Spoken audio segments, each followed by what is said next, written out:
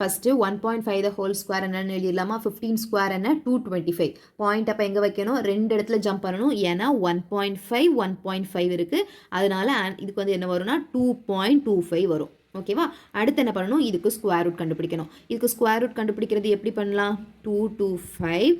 divided by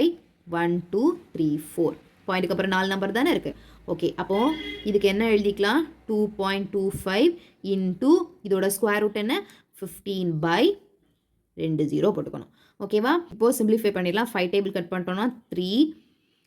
2 0 கிடச்சிரும் இதை 5 table cut பண்ணோன்னா 4 0.45 ஓகே இனி மல்டிப்ளை பண்ணி எழுதிடலாம் 0.45 இன்ட்டு 3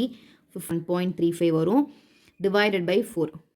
1.35 divided by 4 0.3375